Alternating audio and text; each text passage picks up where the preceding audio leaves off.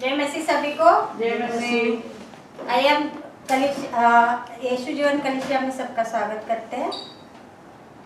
प्रार्थना में सब खड़े हो जाते हैं। धन्यवाद धन्यवाद धन्यवाद पिता परमेश्वर, यीशु मसीह के नाम से मैं आपके पास आती हूँ। छोटी सी प्रार्थना करती करूँ। आज के दिन के लिए, आज के समय के लिए मैं बहुत धन्यवाद। आपने हमें आज का नया दिन लिखा है, इसलिए धन्यवाद।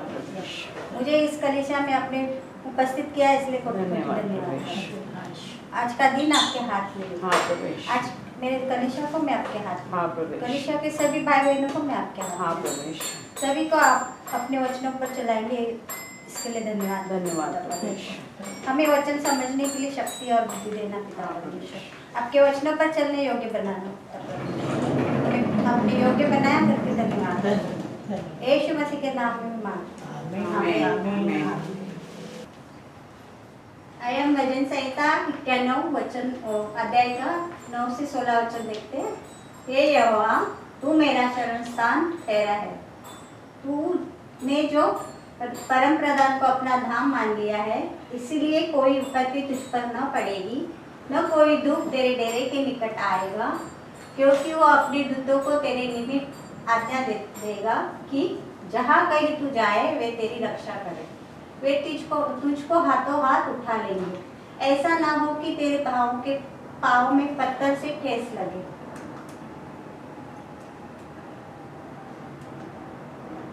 तू सिंह और नाग को कुचलेगा, तू जवान सिंह और अजगर को लताड़े। उसने जो मुझसे स्नेह किया है, इसलिए मैं उसको छुड़ाऊंगा, मैं उसको ऊंचे स्थान पर रखूंगा, क्योंकि उसने मेरे नाम को जान लिया है। जब वो मुझको पुकारे तब मैं उसकी सुनूंगा, संकट में मैं उसके संग रहूंगा, मैं उसको बचाकर उसकी महिमा बढ़ाऊंगा, मैं उसको दीर्घायु से तृप्त करूंगा और अपने किए हुए उद्धार का दर्शन दिखाऊंगा। आमीन आमीन। धन्यवाद। आइए हम स्तुति आराधना में चलते हैं। जय मसीह। जय मसीह। सब आनंदित हैं? सब आनंदित हैं। और प्रार्थना करते हैं। Hallelujah hallelujah hallelujah. धन्यवाद धन्यवाद धन्यवाद धन्यवाद धन्यवाद पिता परमेश्वर, धन्यवाद प्रभु यीशु, धन्यवाद पवित्र आत्मा, धन्यवाद। Hallelujah hallelujah hallelujah. धन्यवाद प्रभु यीशु, सुंदर समय के लिए मैं आपको धन्यवाद देती हूँ प्रभु यीशु। इस दिन के लिए मैं आपको धन्यवाद देती हूँ प्रभु यीशु। आपने हम सबको यहाँ पे एकत्रित किया, इसलिए धन्यवाद प्रभु यीशु। आज के दिन का प्रभु यीशु श्वास आपने मुझे दिया, इसलिए धन्यवाद प्रभु यीशु। हर एक महामारी से, हर एक बुराई से आपने मुझे बचाया, इसलिए धन्यवाद प्रभु यीशु। आज तक मुझे आपने जीवित रखा, इसलिए धन्यवाद प्रभु यीशु। धन्यवाद की योग्य आप परमेश्वर प्रभु यीशु। मैं आपकी स्तुति करती हूँ प्रभु यीशु। आपके नाम को मैं ऊंचा उठाती हूँ प्रभु यीशु। आपके नाम को मैं धन्यवाद देती हूँ प्रभु यीशु। धन्यवाद की योग्य आप परमेश्वर प्रभु यीशु। धन्यवाद धन्यवाद धन्यवाद धन्यवाद धन्यवाद प्रभु यीशु। प्रभु मेरे से जो भी पाप अपराध हुए प्रभु यीशु, जाने अनजाने में, उन सारे पापों की मुझे आप क्षमा करो। आपके पवित्र लहू से मुझे धो के शुद्ध करो। प्रार्थना के योग्य ऐसे बनाओ। जितने भी यहाँ पे आए हैं और जो आने वाले प्रभु यीशु, उन सबको प्रभु यीशु आपके हाथ में देती हूँ। उन सबको प्रभु यीशु आपके पवित्र लहू से मैं कवर करती हूँ। इस भवन के चारों ओर प्रभु यीशु आपके पवित्र लहू से मैं कवर करती हूँ। हर एक दुष्ट शैतान के कार्य को प्रभु यीशु मसीह के नाम से प्रभु यीशु के तोड़ के प्रभु यीशु के चरणों में डालती हूँ प्रभु यीशु। इस दिन को, इस समय को प्रभु यीशु मैं आपके हाथ में देती हूँ। अब स्तुति आराधना करने जा रहे प्रभु यीशु। आपके पवित्र आत्मा का मार्गदर्शन हमें दो। पवित्र आत्मा आप आओ आपके नए सामर्थ से हम सबको अभिषेकित करो। हमारे आत्मिक कानों को खोलो। धन्यवाद प्रभु यीशु, धन्यवाद प्रभु यीशु, धन्यवाद प्रभु, धन्यवाद प्रभु यीशु मसीह के नाम से। पिता तेरी आराधना हो, जीवन तुझको सौंपता हूँ, प्रेम तुझसे करता हूँ। पिता तेरी आराधना हो, जीवन तुझको सौंपता हूँ, प्रेम तुझसे करता हूँ।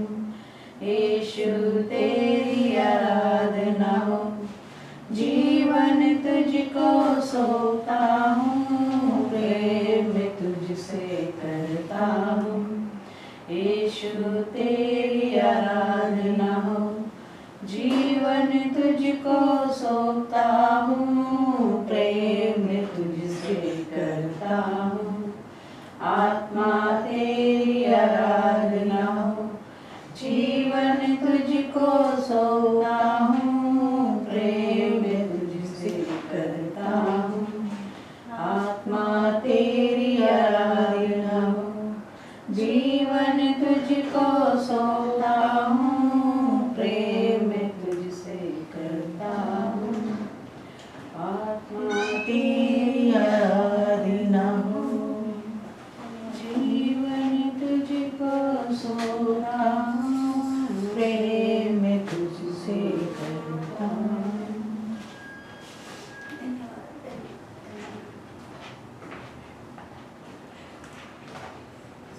पिता तेरे आराधना, हमारा जीवन आपके हाथ में सौंपते हैं। प्रभु यीशु हम आराधना करते हैं, पवित्र आत्मा आपकी आराधना करते हैं, हमें मार्गदर्शन करो। धन्यवाद प्रभु यीशु, धन्यवाद प्रभु यीशु मसीह के नाम से, आमीन आमीन। सेनाओं का यहोवा हमारे संग संग है, याकूब का परमेश्वर हमारा ऊंचा गढ़ है। सेनाओं का यहोवा हमारे संग संग है, याकूब का परमेश्वर हमारा ऊंचा गढ़ है। जिसने आकाश बनाया, जिसने पृथ्वी बनाई, जिसने आकाश बनाया,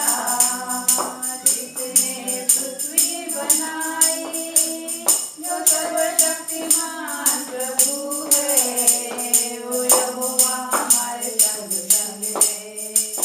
जो सर्वशक्तिमान प्रभु है, वो यहोवा हमारे संग संग है। सेनाओं का यहोवा हमारे संग संग है, याकूब का परमेश्वर हमारा ऊंचा गढ़ है। सेनाओं का यहोवा हमारे संग संग है, याकूब का परमेश्वर हमारा ऊंचा गढ़ है। समंदर को जिसने डुबाया, जंगल में से मार निकाला। समंदर को जिसने डुबाया, जंगल में से मार निकाला। जो वायदे को करता है पूरा, यहोवा हमारे संग संग है। जो वायदे को करता है पूरा, यहोवा हमारे संग संग है। सेनाओं का यहोवा हमारे संग संग है, याकूब का परमेश्वर हमारा ऊंचा गढ़ है। सेनाओं का यहोवा हमारे संग संग है, याकूब का परमेश्वर हमारा ऊंचा गढ़ है। लाजरस को जिसने जिलाया, दानियल को जिसने बचाया। लाजरस को जिसने जिलाया, दानियल को जिसने बचाया। जिसके लिए सब कुछ संभव, यहोवा हमारे संग संग है। जिसके लिए सब कुछ संभव, यहोवा हमारे संग संग है। सेनाओं का यहोवा हमारे संग संग है, याकूब का परमेश्वर हमारा ऊंचा गढ़ है। सेनाओं का यहोवा हमारे संग संग है, याकूब का परमेश्वर हमारा ऊंचा गढ़ है। अंधों को जिसने दिखाया, लंगड़ों को जिसने चलाया। अंधों को जिसने दिखाया, लंगड़ों को जिसने चलाया। जो लोगों को करता है चंगा, यहोवा हमारे संग संग है। जो लोगों को करता है चंगा, यहोवा हमारे संग संग है। सेनाओं का यहोवा हमारे संग संग है, याकूब का परमेश्वर हमारा ऊंचा गढ़ है। सेनाओं का यहोवा हमारे संग संग है, याकूब का परमेश्वर हमारा ऊंचा गढ़ है। सेनाओं का यहोवा हमारे संग संग है, याकूब का परमेश्वर हमारा ऊंचा गढ़ है। Hallelujah, hallelujah. सेनाओं का यहोवा किसके संग है? हमारे संग है। मेरे संग है। सबके साथ सबके संग है। Hallelujah, hallelujah. आओ मिलके हम स्तुति करेंगे, यीशु का गुणगान करेंगे। आओ मिलके हम स्तुति करेंगे, यीशु का गुणगान करेंगे। आओ मिलके हम स्तुति करेंगे, यीशु का गुणगान करेंगे। आओ मिलके हम स्तुति करेंगे, यीशु का गुणगान करेंगे। ओ है राजा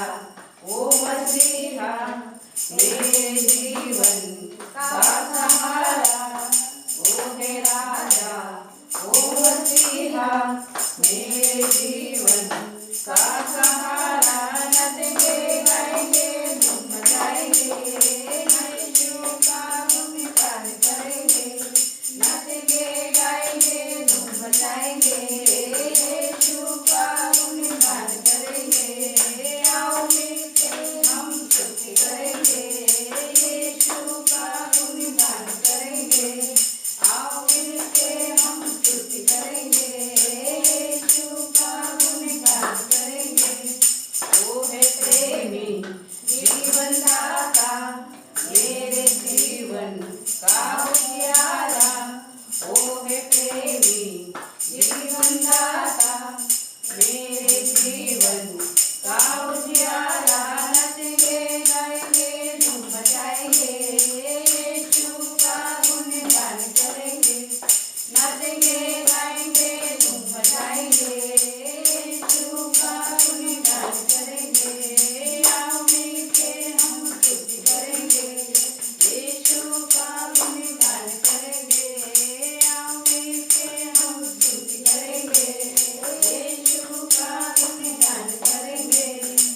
वही मार्ग सत्य जीवन, मेरे जीवन का खुदावन, वही मार्ग सत्य जीवन, मेरे जीवन का खुदावन, नचेंगे गाएंगे धूम मचाएंगे, यीशु का गुणगान करेंगे, नचेंगे गाएंगे धूम मचाएंगे, यीशु का गुणगान करेंगे, आओ मिलके हम स्तुति करेंगे, यीशु का गुणगान करेंगे, आओ मिलके हम स्तुति करेंगे, यीशु का गुणगान करेंगे, नचेंगे गाएंगे धूम मचाएंगे, यीशु का गुणगान करेंगे, नचेंगे गाएंगे धूम मचाएंगे, यीशु का गुणगान करेंगे, आओ मिलके हम स्तुति करेंगे, यीशु का गुणगान करेंगे, आओ मिलके हम स्तुति करेंगे, यीशु का गुणगान करेंगे। धन्यवाद धन्यवाद।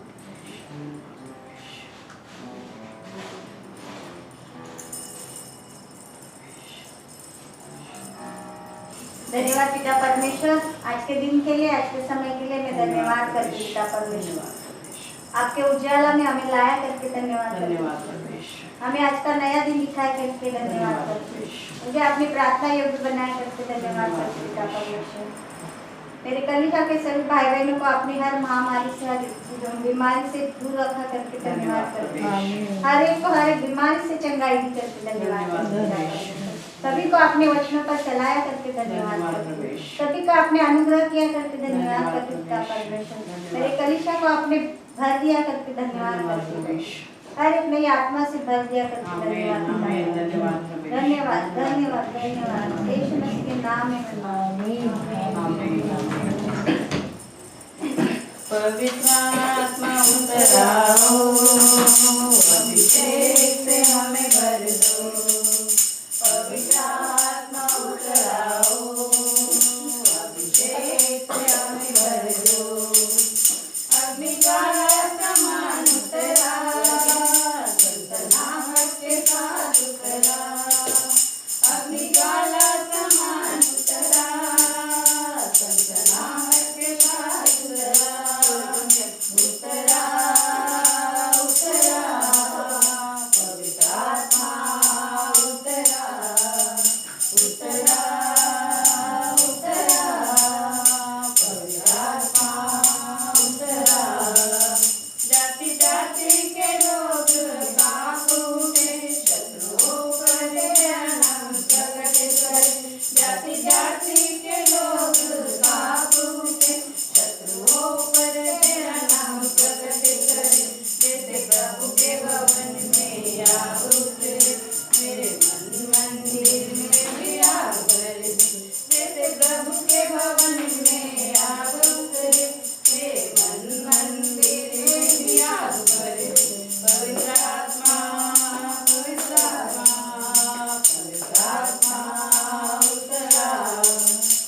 पवित्र आत्मा पवित्र आत्मा पवित्र आत्मा उतरा।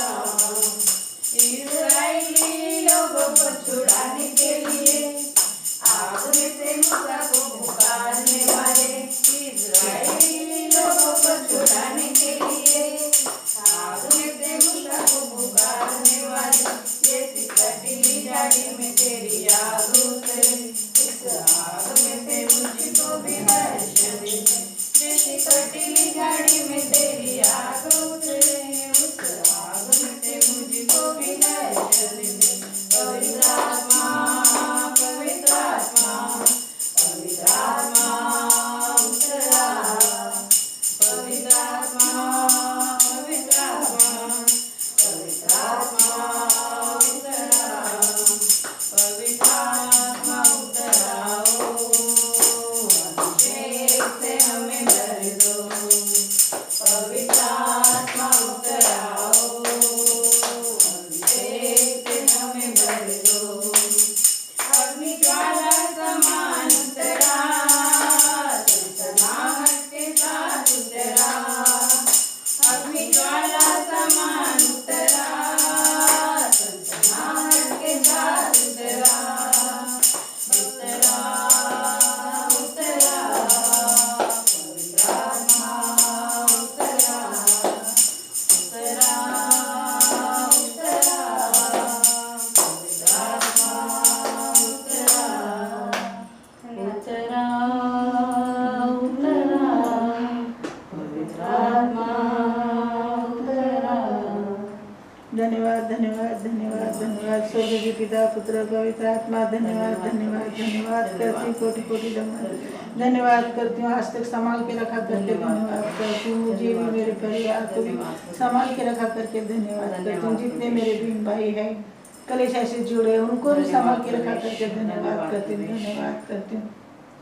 मेरे पिता पुत्र पवित्र आत्मा सत्य को भी आपके हाथ में देती हूँ। मेरे परिवार को, मेरी बेटी दामाद पोता मेरा पोता पोती को आपके हाथ में देती हूँ। सबको संभाल के रखा करके धन्यवाद करती हूँ। ये कोरोना आपके हाथ में देती हूँ, इंडिया आपके हाथ में देती हूँ, हांगकांग आपके हाथ में देती हूँ, हर देश आपके हाथ में देती हूँ। मेरे पिता परमेश्वर कोटि कोटि धन्यवाद करती हूँ। जल्द से जल्द ये महामारी को खत्म कर दे मेरे पिता परमेश्वर। जल्द से जल्द महामारी को खत्म कर दे मेरे पिता परमेश्वर। जिसको काम नहीं उसको काम देना, मुझे भी काम नहीं है मेरे पिता परमेश्वर। ये महामारी की वजह से चलता काम बंद हो गया। जितने मेरे बहन भाई कलेशा से जुड़े हैं मेरे पिता परमेश्वर, जिसकी तबीयत ठीक नहीं उसकी तबीयत ठीक करना, जिसका बिजनेस है उसको बिजनेस है, उसको काम नहीं उसको काम देना। नखून से लेके सर तक लेके पाँव तक, जिसकी भी जिधर भी समस्या है, जितनी दर्द है, कुछ भी जहाँ भी पीठ में पेट में सर में बैग में पाँव में, यीशु मसीह के नाम से निकाल देना, यीशु मसीह के नाम से निकाल देना मेरे पिता परमेश्वर। धन्यवाद करती हूँ, धन्यवाद करते हैं। आज तक संभाल के रखा करके, संभाल के रखेगा करके धन्यवाद धन्यवाद धन्यवाद धन्यवाद करती हूँ। मेरे पिता पुत्र पवित्र आत्मा कोटि कोटि धन्यवाद करती हूँ। मांगेंगे तो मिलेगा, ढूंढोगे तो पाओगे, खटखटाओगे तो दरवाजा खोला जाएगा। खोल दे मेरा पिता परमेश्वर, दया कर दया कर दया कर, आशीषों से भर दे, खुशियों से भर दे सबको मेरे पिता परमेश्वर। सबकी जरूरत आप जानता है, आप जानता है जिसकी जरूरत क्या है, किसकी जरूरत, सबकी जरूरत को पूरी करना, आशीष करना, ब्लेस करना मेरे पिता परमेश्वर। जो भी मैंने अनजाने में जो भी पाप किया, गलती की, क्षमा करना मेरे पिता परमेश्वर। क्षमा करना, दया कर, छुटकारा दिला दे मेरे पिता परमेश्वर।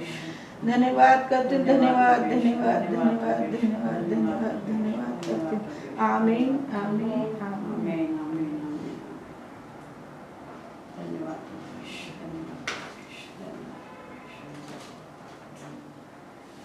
तेरी आराधना करूं, तेरी आराधना करूं, पाप क्षमा करे जीवन दे, दया की याचना करूं। तेरी आराधना करूं, तेरी आराधना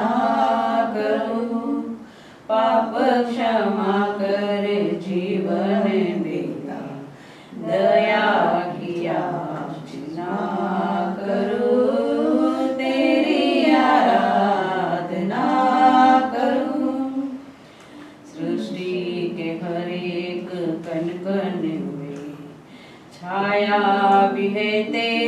महिमा का राज, सृष्टि के हर एक कण कण में छाया भी है तेरी महिमा का राज।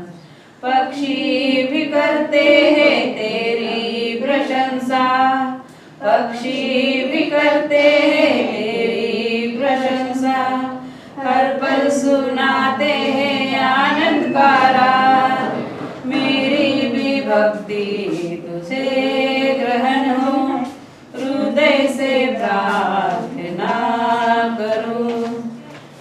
पाप क्षमा करे जीवन दे, दया की याचना करूं, तेरी आराधना करूं, तेरी आराधना करूं।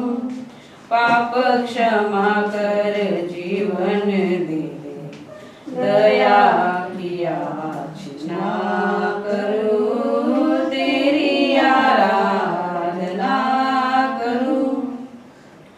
पतित जीवन में ज्योति जला दे, तुझ पर लगी है आशा मेरी।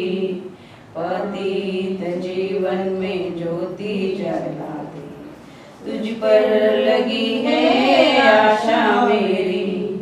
पाप में दम दूर हटा दो, पाप में दम दूर हटा दो, पूर्ण हो अभिलाषा मेरी।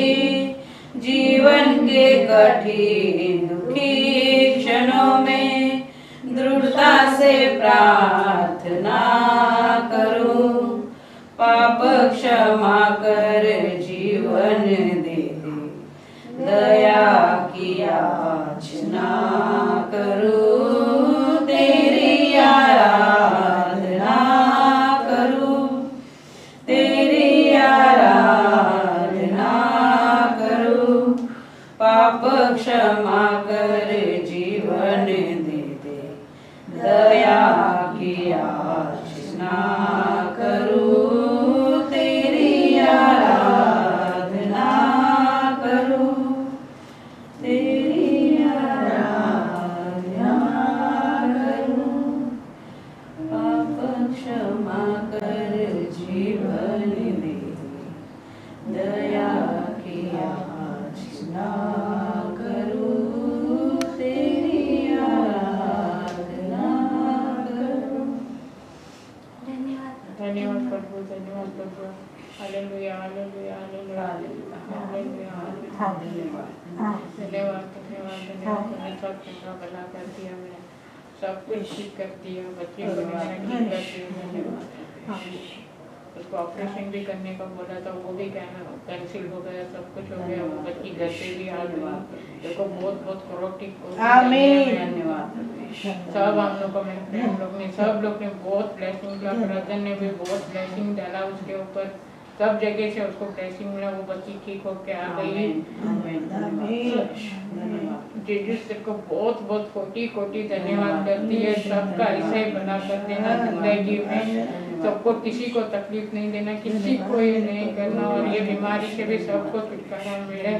हालेलुया, हालेलुया, हालेलुया, हालेलुया, आमीन, आमीन, आमीन।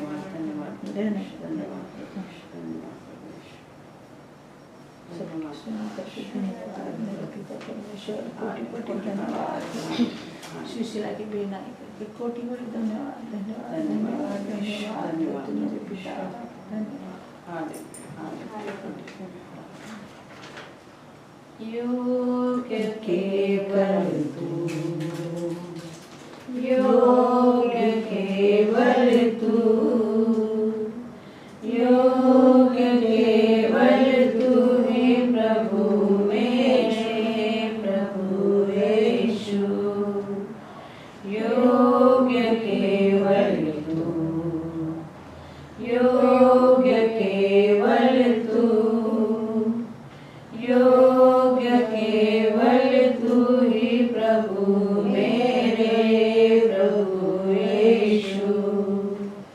आदर और महिमा तेरी, आदर और महिमा हो तेरी, आदर और महिमा हो तेरी प्रभु मेरे प्रभु यीशु। योग्य केवल तू, योग्य केवल तू, योग्य केवल तू ही प्रभु मेरे प्रभु यीशु। पवित्र केवल तू, पवित्र केवल तू, पवित्र केवल तू ही प्रभु मेरे प्रभु यीशु। स्तुति प्रशंसा हो तेरी, स्तुति प्रशंसा हो तेरी, स्तुति प्रशंसा हो तेरी प्रभु मेरे प्रभु यीशु। तू ही हमारा भरोसा, तू ही हमारा भरोसा, तू ही हमारा भरोसा प्रभु मेरे प्रभु यीशु। योग्य केवल तू, योग्य केवल तू, योग्य केवल तू ही प्रभु मेरे प्रभु यीशु।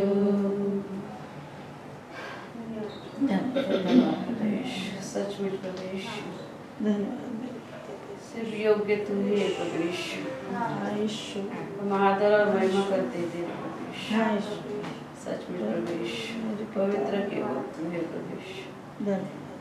इस धरती पे प्रवेश तू पवित्रता से आया, हमारे लिए जिया, हमारे लिए मारा गया, हमारे लिए गाड़ा गया, हमारे लिए तीसरे दिन जी उठा और हमारे लिए ही मध्यस्थी की तू प्रार्थना कर रहा है पिता के पास। धन्यवाद करते प्रवेश, सिर्फ योग्य तू ही है प्रवेश। धन्यवाद प्रवेश, इस प्यार के लिए धन्यवाद देते। धन्यवाद प्रवेश, धन्यवाद धन्यवाद। सच में प्रवेश तू दयालु है प्रवेश, तू सब पर दया करता है प्रवेश।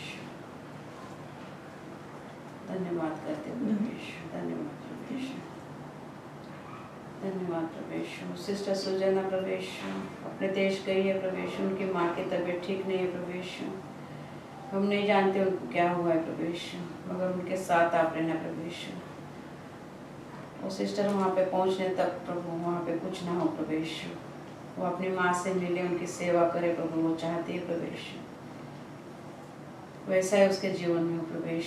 हमने जो प्रार्थना की है प्रवेश आपने सुनी है प्रवेश, सुन के उनकी माँ की सुरक्षा की है प्रवेश, और सिस्टर सुजना को अपने सांत्वना दी, इसलिए धन्यवाद प्रवेश।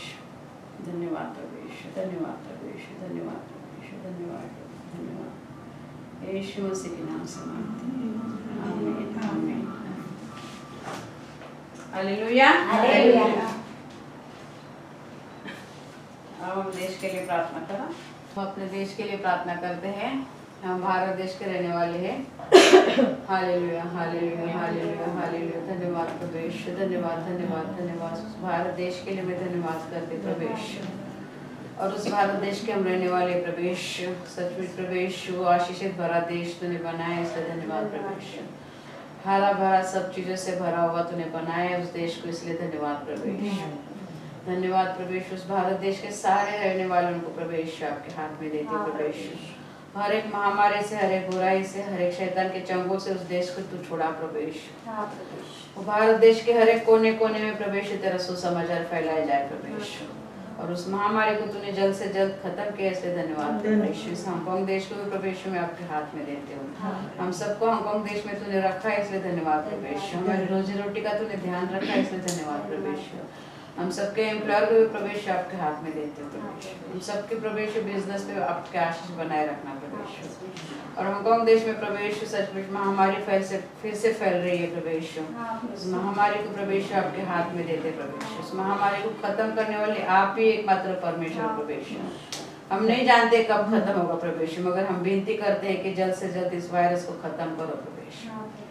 सचमुच प्रभु सारे देशों को प्रभु आपके हाथ में देती हूँ। जहाँ जहाँ प्रभु महामारी फैल रही है प्रभु सारे देशों के लोगों को प्रभु आपके हाथ में देती हूँ प्रभु। सबको प्रभु आप चंगाई देना, सबके परिवार को आप सांत्वना देना प्रभु। सारे आसपास के देशों को प्रभु में आपके हाथ में देती हूँ। हिंदी और अंग्रेजी सभा को भी प्रभु आपके हाथ में देती हूँ। सारे सदस्य को आपके हाथ में देती हूँ। सदस्य के सबके परिवार को प्रभु आपके हाथ में देती हूँ। आज की और अगली सभा को भी प्रभु आपके हाथ में देती हूँ। सारे भाई बहनों को प्रभु जितने भी कलिसिया से जुड़े हुए प्रभु जो हांगकांग में रहते हैं, हांगकांग से बाहर रहते हैं प्रभु, उन सबको प्रभु मैं आपके हाथ में देती हूँ। नई आत्मा के लिए मैं धन्यवाद देती हूँ प्रभु। चुने हुए लोग तो ऐसे देने वाला है प्रभु, हमारा विश्वास है प्रभु। नौकरी के लिए हम प्रार्थना करते प्रभु। सुनील, जैकी, कुणाल, संतोष और रूबी, बाना, इन सबको प्रभु उनके काबिलियत के अनुसार तूने नौकरी दी, इसलिए धन्यवाद प्रभु। खास करके माला के लिए हम प्रार्थना करते प्रभु। उनकी नौकरी का तो ध्यान रखने वाला है, उनकी रोजी रोटी का तो ध्यान रखने वाला है प्रभु। सचमुच प्रभु तूने उनका ध्यान रख के प्रभु उनको रोजी रोटी तूने दी, इसलिए धन्यवाद प्रभु। रूबी की आज तबीयत ठीक नहीं है प्रभु, उसको सर्दी खांसी बुखार हो गया प्रभु। हम नहीं जानते प्रभु क्यों, मगर उसको प्रभु चंगाई देने वाला तू है प्रभु। धन्यवाद करते प्रभु। स्वास्थ्य के लिए हम प्रार्थना करते रंजना, प्रभु, प्रीतम, तानिया और सुनीता प्रभु। उन सबको प्रभु अलग अलग चंगाई की जरूरत है और चंगाई सिर्फ आप ही के पास है प्रभु। आपने उनको हर एक चंगाई दी, इसलिए धन्यवाद प्रभु। छुटकारा के लिए हम प्रार्थना करते हैं विनायक, विनोद, दीपक, सत्तू और मुकेश, इन सबको प्रभु हर एक छुटकारा देना प्रभु। हर एक बुराई से प्रभु इनको छुटकारा दे के प्रभु आपको प्रभु इन सबको आपने चुना, इसलिए धन्यवाद प्रभु। आपकी सेवा में इनको लाया, इसलिए धन्यवाद प्रभु। धन्यवाद प्रभु, धन्यवाद प्रभु, धन्यवाद प्रभु। सचमुच प्रभु माला जिनके लिए भी रिक्वेस्ट देती है प्रभु, उन सबको प्रभु मैं आपके हाथ में देती हूँ प्रभु। उन सबको आप जानते हो प्रभु, हम नहीं जानते मगर आप सब जानते हो प्रभु। और प्रभु जिसको भी जो भी जरूरत हो प्रभु, हम कहना भूल गए होंगे, हम मांगना भूल गए होंगे प्रभु, उसकी पूर्ति आप करना प्रभु। सबको आशीषित करना, सबको चंगाई देना प्रभु। धन्यवाद प्रभु। आगे का समय आपके हाथ में देते हो प्रभु। आज का वचन जो भी हो प्रभु आपकी महिमा हो प्रभु। पास्टर आशीष को आपके हाथ में देते हो और उनके आत्मिक जरूरतों को भी आपके हाथ में देते हो प्रभु। सारा आदर गौरव में प्रभु में आपको देते हुए यीशु मसीह के नाम से भी प्रार्थना करती हूँ। सुना और कबूल कर देता हूँ। आमीन, आमीन, आमीन। यीशु जीवन कलिसिया में आप सबका स्वागत है। धन्यवाद। सब कैसे हैं? मजे में। सब लोग आनंदित हैं? यस।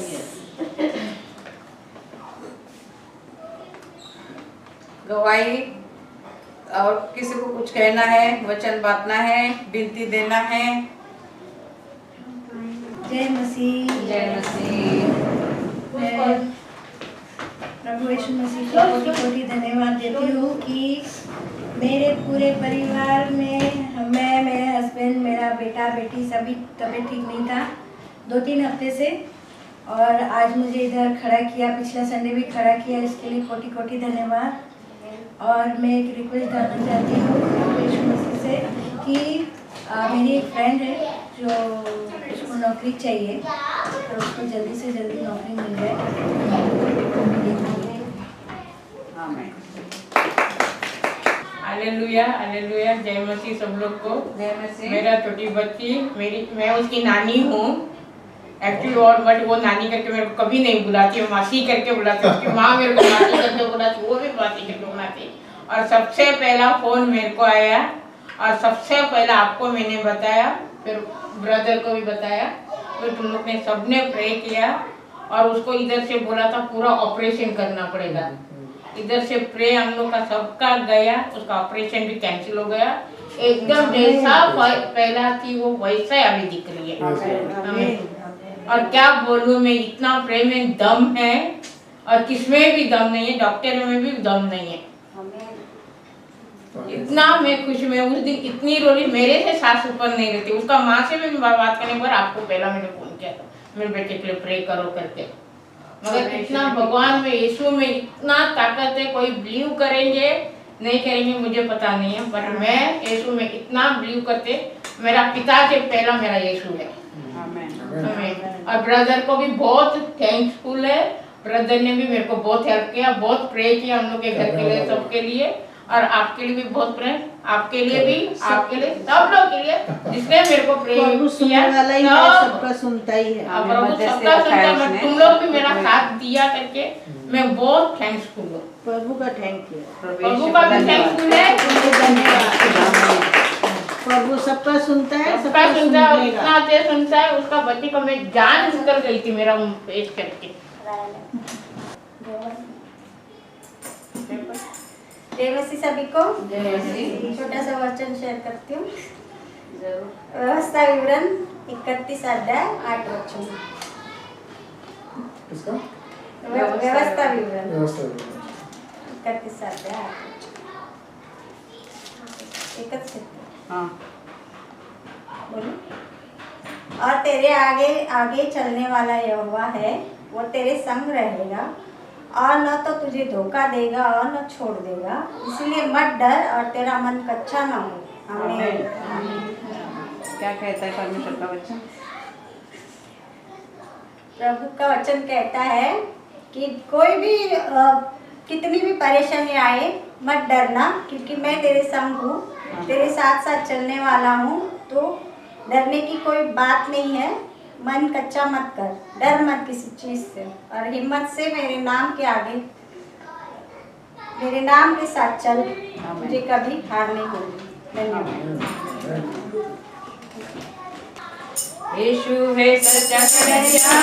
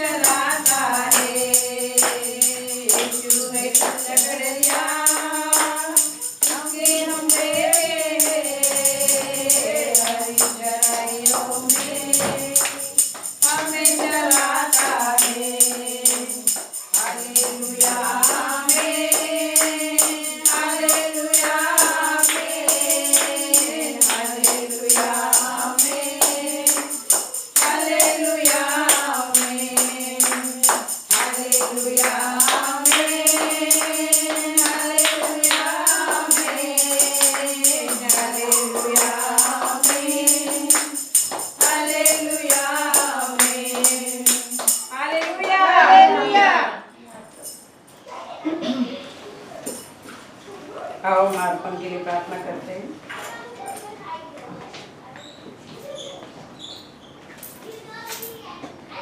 Hallelujah hallelujah hallelujah. धन्यवाद प्रभु यीशु। वापस लीन और नम्र होकर आपके चरणों के पास आते हो प्रभु यीशु, आपको याद करते हो प्रभु यीशु। धन्यवाद प्रभु यीशु, सुंदर समय के लिए अर्पण निकाला प्रभु यीशु। जिन्होंने दिया जो ना दे सके उन सबको प्रभु यीशु आप आशीषित करना। आपके आकाश की जड़ों के खोल के अपरंपार के आशीष देने वाले आप परमेश्वर प्रभु यीशु। और इस अर्पण का उपयोग प्रभु यीशु आपके राज के बढ़ोतरी के लिए हो जाए। धन्यवाद प्रभु यीशु मसीह के नाम से मांगते हैं, आमीन आमीन। तेरा वचन मेरे पाँव के लिए दीपक और मेरे मार्ग के लिए उजाला है। आमेन। आमीन। भजन संहिता का 119 का अध्याय 5। नहीं है It's हम पास्टर आशीष का प्रभु यीशु के नाम में स्वागत करते हैं और उनको आमंत्रित करते हैं। थोड़ी देर खड़े रहेंगे। तो जैसे मैं शुरुआत करता हूँ अपने वचन की, हमेशा प्रभु के वचन में लेके आता हूँ तो पूछता हूँ लोगों से कि आप तैयार हो वचन के लिए कि नहीं। तो वही मैं आपसे पूछना चाहता हूँ, आप लोग तैयार हैं वचन के लिए कि नहीं? सब तैयार हैं? दिल से तैयार हैं, दिमाग से तैयार हैं, शरीर से तैयार हैं? बहुत अच्छा। तो आज वचन में जाने से पहले आपने ये प्रार्थना हमेशा करते हो आप लोग, लेकिन दूसरे उसमें लास्ट में करते हैं। हाँ, और लेकिन वो दूसरा वर्जन होता है जो वो थोड़ा सा चेंज होता है, लेकिन प्रार्थना यही करते हैं हम लोग, ठीक है? जो हमारे यीशु मसीह ने सिखाया है, तो वही प्रार्थना अभी हम शुरू में करेंगे। अच्छा, ठीक है? वचन के पहले। हाँ, वचन से पहले। तो शुरू करें।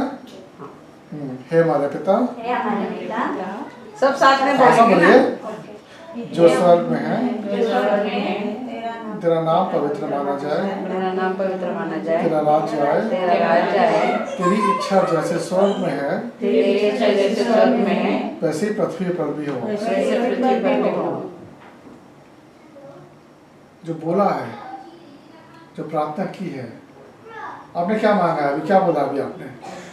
जैसी तेरी मर्जी वैसे हम वहाँ पे चलती है, वैसे स्वर्ग में चलती है, वैसे यहाँ पे भी हो। अब वाकई में क्या, वाकई में यही आपकी प्रार्थना है? नहीं है, नहीं है। अभी चाहते हो कैसा हो? चाहते हैं ऐसा हो, मगर होता है नहीं नहीं। पाते। नहीं, होता क्यों नहीं है? होता क्यों नहीं है? वहाँ से तो है, वो कहता मैं करूँगा, लेकिन क्या हम तैयार हैं इस चीज़ के लिए? तैयार है, हमने प्रवेश को देखा ही नहीं ना, इसलिए आनाकानी करते हैं। नहीं देखा नहीं, हाँ देखा तो किसी ने, हमने में से किसी ने नहीं देखा, लेकिन उन्हीं लोगों ने देखा जो उस समय थे 2000 साल पहले। लेकिन परमेश्वर है। तो आज जो वचन हम देखेंगे वो इसी पर निर्धारित होगा कि परमेश्वर का जो हमारे लिए जो इच्छा है, जो हमसे क्या चाहता है, उस पर हम देखेंगे, ठीक है? तो लेकिन इससे पहले कि हम आगे बढ़ें, हम इस प्रार्थना पूरी करेंगे। बीच में प्रार्थना छोड़ना गलत होता है, ठीक है? तो शुरू से हम पढ़ाएंगे इसको, ठीक है? ऐ हमारे पिता, हमारे पिता जो स्वर्ग में है, जो स्वर्ग में है, तेरा नाम पवित्र किया जाए, तेरा नाम पवित्र किया जाए, तेरा राज्य आए, तेरा राज्य आए, तेरी इच्छा जैसे स्वर्ग में है तेरी इच्छा जैसे स्वर्ग में है वैसे ही पृथ्वी पर भी पूरी हो। वैसे ही पृथ्वी पर भी पूरी हो। हमारे प्रतिदिन का आहार आज हमें दे, हमारा प्रतिदिन का आहार आज हमें दे, और हमारे अपराध हमें क्षमा कर, और हमारे अपराध हमें क्षमा कर, जैसे हम भी अपने अपराधियों को क्षमा करते हैं, जैसे हम भी अपने अपराधियों को क्षमा करते हैं, और हमें परीक्षा में न डाल, और हमें परीक्षा में न डाल, परंतु बुराई से बचा। परंतु बुराई से बचा। आमीन। आमीन। थोड़ी सी दुआ करेंगे। परमेश्वर तेरा धन्यवाद देते हैं इस समय के लिए, खुदावन इस दिन के लिए, खुदावन की जो तूने बनाया है। तूने बोला है कि हम इस दिन में आनंदित हैं, हम खुश हैं क्योंकि हम आज तेरे सामने हैं, इस समय तेरे सामने हैं, तू यहाँ पे उपस्थित है। तेरा धन्यवाद देते हैं खुदावन। जैसे हम इस समय वचन में जा रहे हैं खुदावन, ऐसा कर कि जो भी हम सुने आज वो तेरी ओर से हो, हमें कोई भी हमें डिस्ट्रैक्ट ना करे कि हमारा ध्यान एकत्रित ना यहाँ वहाँ ना जाए खुदावन, बल्कि हमारा जो भी ध्यान हो तेरे ऊपर हो, तेरे वचन के ऊपर हो खुदावन। आज मैं खड़ा हूँ और तेरे वचन देने जा रहा हूँ खुदावन, मुझे इस्तेमाल कर कि मेरे मुँह से एक शब्द जो निकले वो तेरे मुख से हो खुदावन, वो तेरी तरफ से हो, तेरे लोगों से खुदावन। इस समय को तेरे हाथों में सौंपते हैं, तेरे नाम में मांगते हैं, आमीन। अब बैठिए।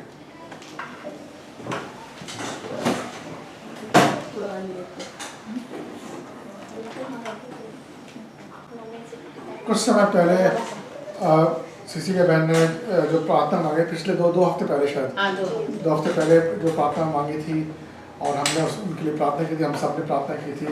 उसने पता नहीं किसने बोला था, क्या बोला था उस समय कि बोला था कि भाई हम क्या कर सकते हैं कि जैसी प्रभु की इच्छा है। और ये एक तरीके से आम बात होती है जब लोगों को हम दिलासा देते हैं और उनको समझाते हैं कि भाई क्योंकि मैं जब यहाँ से घर गया तो एक फ़ोन आया मेरे पास और फ़ोन पे जो लड़की थी वो बहुत रो रही थी, बहुत परेशान थी। और उसने आखिर में जब मैं समझाया सब कुछ हुआ, आखिर में फ़ोन रखने से पहले उसने बोला कि पास्टर मुझे लगता है प्रभु की यही इच्छा है मेरे लिए। अब ये चीज़ जो है उसने बोली तो मेरे दिमाग में घंटी बज गई है कि क्या यही प्रभु की इच्छा है। क्योंकि देखिए हम लोग का क्या होता है, हम किसी को दिलासा देते हैं ना, दिलासा देने के लिए बहुत अच्छा है ये कि उसको भी लगता है, हमें भी लगता है, जब हमें लगता है हमारे साथ बहुत बुरा हो रहा है, हो सकता है प्रभु की इच्छा ही होगी है। जब दूसरे दिलासा दे रहे हैं उसको भी हम ढांढस बनाते हैं कि नहीं जो भी है जैसा भी है कुछ नहीं कर सकते हम, हो सकता है प्रभु ही कर रहा है सब। लेकिन मैं आपसे कहना चाहता हूँ कि गलत है, कि गलत है।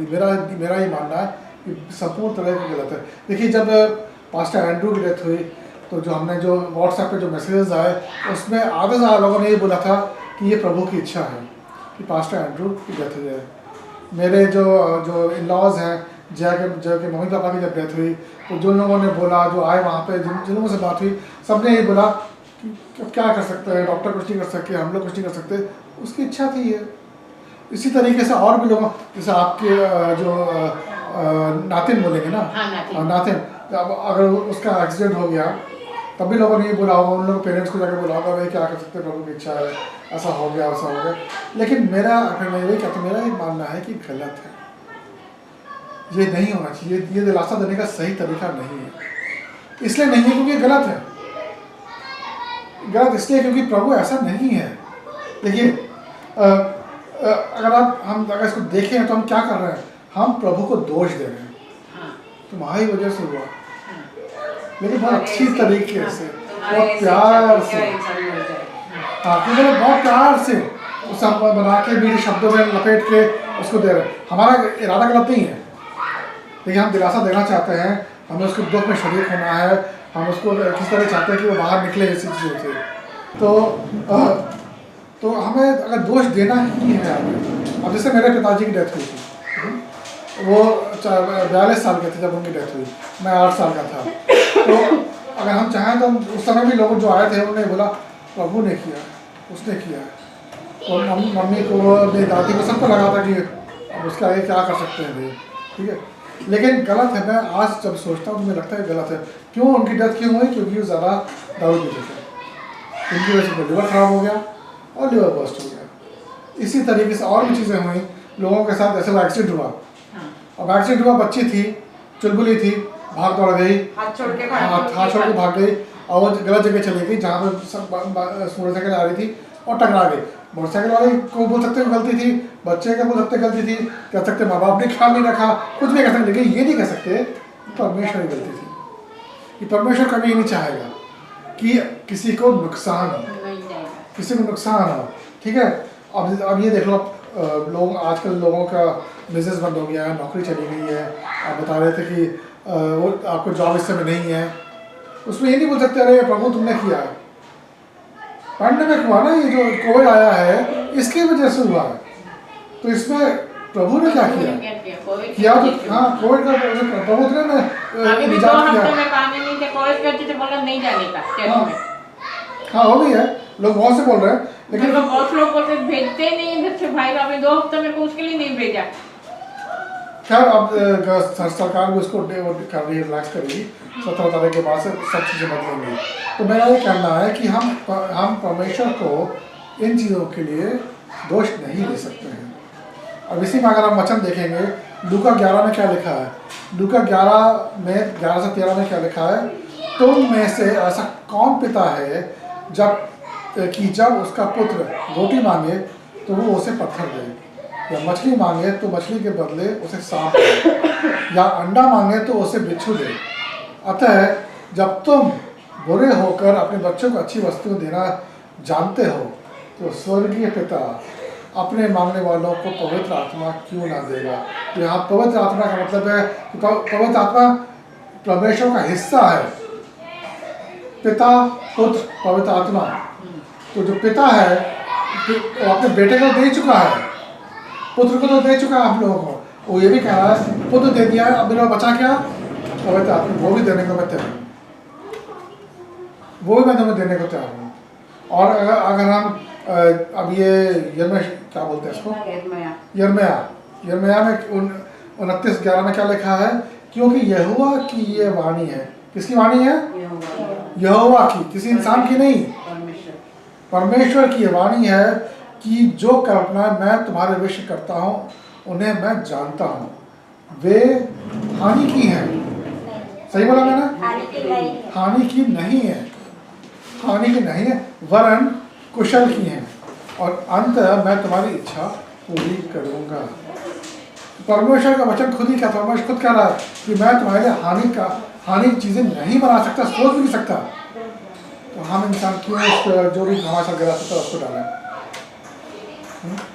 गलत ना। मैंने सोच किया, मैं ये बहुत करता था, मैं ही लोगों से बोलता था अरे क्या कर सकते हैं, उसकी जो मर्जी है। आज सवेरे जो इंग्लिश कलेसिया से पहले एक फ़ोन आया मेरे पास कि कोई खास एक इंसान है जो कि अस्पताल में एडमिट हुआ कल रात में, और सवेरे उसको आईसीयू में लेके गया है। तो एक आता है मुँह पे, अरे परमेश्वर की क्या मर्जी है, लेकिन रोक लिया मैंने अपने आप को कि मैं खुद ही अपने आप को लोगों को बोल रहा मत बोलो, और यहाँ मैं खुद ही बोलने वाला हूँ, इसलिए मैंने अपने रोका। मैंने नहीं, परमेश्वर तेरी मर्जी नहीं हो सकती। उसने कुछ गलत खाया, गलत पिया, रहने का तरीका क्या है नहीं मालूम हमें ना, उसको हो सकता है उसकी वजह से उसका ऐसा हुआ है, ऐसी हालत हुई है, परमेश्वर की वजह से नहीं हुई है। खैर, हालांकि हमने उनके लिए प्रार्थना की। देखिए हमारे साथ क्या है, इंसानों के साथ क्या है कि हमें जब तक परमेश्वर का वचन हमारे साथ है और हमें आशीषित कर रहा है, तब तक बहुत खुश है, बहुत खुश। अगर मैं आपसे पूछूंगा कि आप परमेश्वर ने किस तरीके से आशीषें दी हैं, तो आप लोग तुरंत बताओगे कि मुझे घर मिल गया, मुझे नौकरी मिल गई, मुझे ये हुआ, मुझे वो हुआ, कई चीज़ें आपके सामने आएंगी, दिमाग में आएंगी, है ना। लेकिन अगर मैं आपसे पूछूंगा कुछ, अगर मैं आपसे ये पूछता हूँ कि जबकि परमेश्वर ने आपके लिए अपने वादों को निभा रहा है, क्या आप वही कर रहे हैं जो आपके जीवन के लिए उसकी इच्छा है? परमेश्वर कर रहा है आपके लिए, उसने कहा मैंने वादा किया, मैं कर रहा हूँ, लो ये लो ये लो ये लो, ठीक है, ये चाहिए, ये भी लो, ये भी चाहिए, ये भी लो, कुछ भी लो, मैं तुम्हें देने को तैयार हूँ। लेकिन कुछ सोचने की बात यह है कि उसकी कुछ इच्छाएं भी हमारे लिए है ना, क्या हम वो पूरी कर रहे हैं उसके लिए? सोचने की बात है। और अगर सोचे, मैं आपसे बोलूँ कि सोचो, कर रहे हो नहीं कर रहे हो, तो आपको थोड़ा सा समय लगेगा सोचने के लिए कि वाकई में कर रहे हैं नहीं कर रहे हैं, ऐसा है कि नहीं है। क्यों समय लगेगा? नहीं लगेगा समय, क्योंकि हम कर ही नहीं रहे हैं। तो आप बोल सकते हो, आप बोल सकते हो। लेकिन देखिए ऐसा है ना, हम इंसान की फितरत यही होती है कि हमें खुशी हो, जब हमें मिलता रहता है हम बहुत खुश होते हैं, ठीक है। और जब हमें वापस देने की बात है, जैसे प्रभु को देने की बात कर रहे हैं, तो आपको लगेगा कि प्रभु को देना है, हम ऑफरिंग में देते हैं ना, दान दक्षिणा में डालते हैं, कि परमेश्वर वचन कहता है हमें देना है, हमने दे तो दिया, हो गया मेरा काम खत्म। परमेश्वर ये नहीं बोलता है। देखिए अगर आपको ये जानना है, आपको इसका जवाब देखना है कि क्या मैं उसकी इच्छा पूरी कर रही हूँ अपने जीवन में या नहीं, तो आपके लिए जानना ज़रूरी है कि मेरे लिए प्रभु परमेश्वर की इच्छा है क्या, वो इच्छा है क्या हमारे मेरे लिए। और जब तक आपको इसका आंसर नहीं मालूम होगा, तब नहीं मालूम होगा, तब तक आप पहले वाले प्रश्न का जवाब दे ही नहीं सकते। मानते हैं लोग, आप लोग? हाँ, नहीं दे सकते।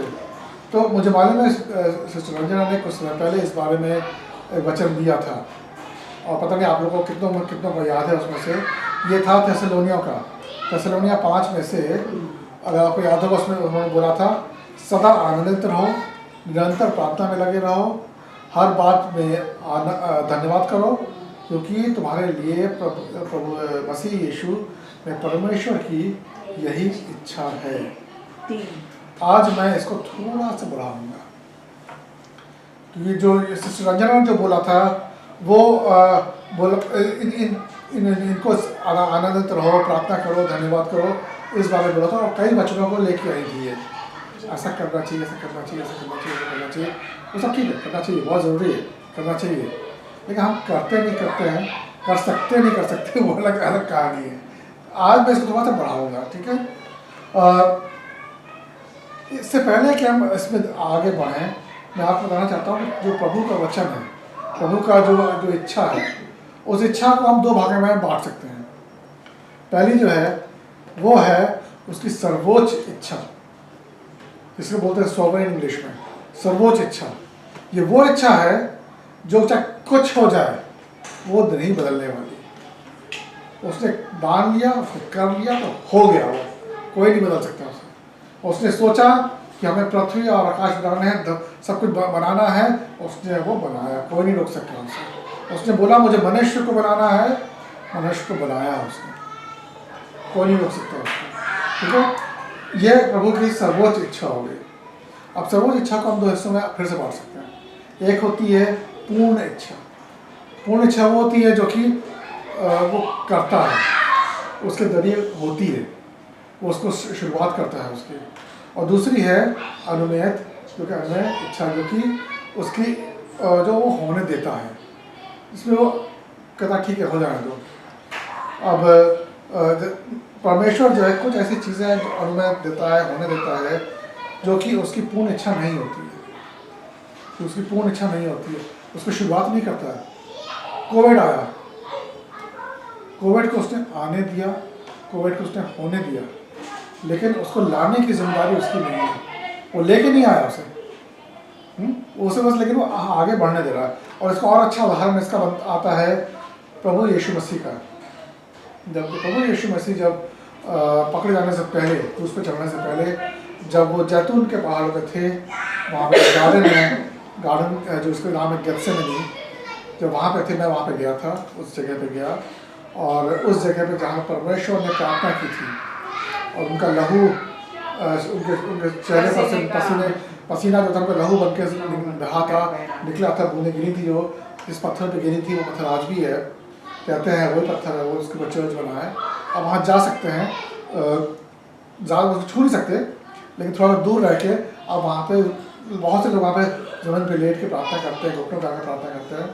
एक अलग ही तरह का माहौल है वहाँ पे। तो पहले तो वो आपको ले जाएंगे इस गार्डन में लेके जाएंगे, जहाँ पे दिखाएंगे आपको, अंदर जाना अलाउड नहीं है, क्योंकि वो जो पेड़ हैं वो 2000 वर्ष पुराने हैं। तो ये पेड़ वही पेड़ है जो उस समय प्रभु यीशु मसीह के समय थे। किस पेड़ के नीचे क्या हुआ नहीं मालूम है, क्योंकि पेड़ के नीचे लिखा तो नहीं होता ना कि यहाँ पे यीशु मसीह बैठा था। तो किसी ना किसी पेड़ में वहाँ पे के भी नीचे यीशु मसीह और उनके चेले बैठे थे, जहाँ पे उनको पकड़ा गया था। और थोड़ी दूर उस वचन में लिखा, थोड़ी दूर गया यीशु मसीह, वहाँ गिर के उसने प्रार्थना की। तो थोड़ी दूर पर ही ये पत्थर है जहाँ पे गिर के प्रभु यीशु मसीह ने प्रार्थना की थी, जहाँ पे उनका जो पसीना था वो लहू बना था, वहाँ पे वो चर्च है। तो वो उस बारे में मैं थोड़ा, तो वहाँ पे प्रभु यीशु मसीह ने 3 बार क्या प्रार्थना की थी। उसने प्रार्थना की थी, इसमें लूका 22:42 में क्या लिखा है, हे पिता यदि तू चाहे तो इस कटोरे को मेरे पास से हटा ले, तो भी मेरी नहीं परंतु तेरी ही इच्छा पूरी हो। यहाँ पे आपको क्या लगता है कि पिता परमेश्वर की इच्छा थी कि उनका बेटा यीशु मसीह को सूली पे चढ़ाया जाए। इंसान जिन्होंने परमेश्वर ने इनको बनाया, वही इंसान उसको लेके सूली पे चढ़ा दें। आपको लगता है कि परमेश्वर की ये इच्छा थी कि उसकी पूर्ण इच्छा थी? कि उसकी पूर्ण इच्छा नहीं थी। उसकी पूर्ण इच्छा क्या थी कि इंसान जो है स्वर्ग में आया, स्वर्ग में आया। स्वर्ग किस लिए बनाया था उसने? सिर्फ अकेले टहलने के लिए नहीं बनाया था उसने, कि कोई नहीं होगा आसपास, मैं अकेले टहलूंगा ना। उसने बनाया था कि मैं साथ में अपने लोगों के साथ चलूँगा, इवनिंग वॉक पे जाऊँगा, शाम को जाऊँगा, चाय पीऊँगा, जो भी करूँगा, लेकिन जो मेरे बच्चे हैं उनके साथ में करूँगा। लेकिन इंसान ने वैसा नहीं किया, इसलिए परमेश्वर ने अपनी अनुमय इच्छा के अनुसार पर यीशु मसीह को सूली पे चढ़ने दिया। आपको समझ में आए दो इच्छाएं जो है? अब आप ये सोच लो कि जो परमेश्वर की जो अनुमय इच्छा है, वो एक हम लोग माता पिता हैं, काफ़ी लोग माता पिता हैं। अभी वो आप नहीं हो, मैं, बाकी लोग हैं, माता पिता हैं।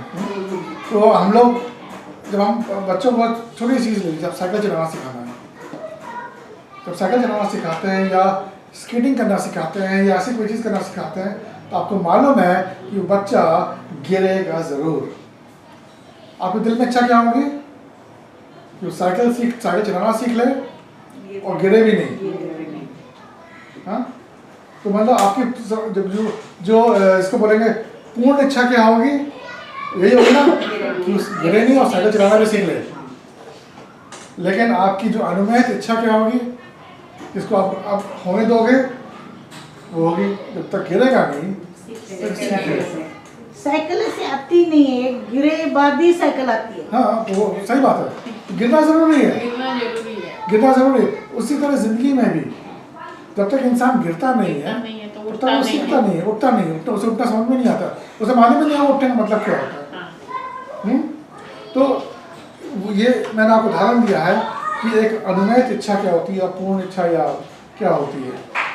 दूसरी इच्छा जो होती है वो होती है आज्ञाकारी इच्छा। ये वो इच्छा है कि परमेश्वर हमें देता है, ये साथ में बोलता है तुम्हारी अगर मर्जी है तुम इस पर अमल करो ना करो। वो कहता है अच्छे बने रहो, हमारी मर्जी में अच्छे बने ना बने। वो कहता है तुम जो भी करो सबसे पहले मुझे रखो। हम कहते हैं ठीक है प्रभु, मैं आती हूँ, पहले ये चीज़ कर लूँ, ये कर लूँ, ये पैसे कमा लूँ, ये कर लें, वो कर लें, उसके बाद तुम तो हो। ये पार्ट टाइम हो जाएगा ना तो फिर तब तक दूसरे पार्ट टाइम पे टाइम हो जाता है।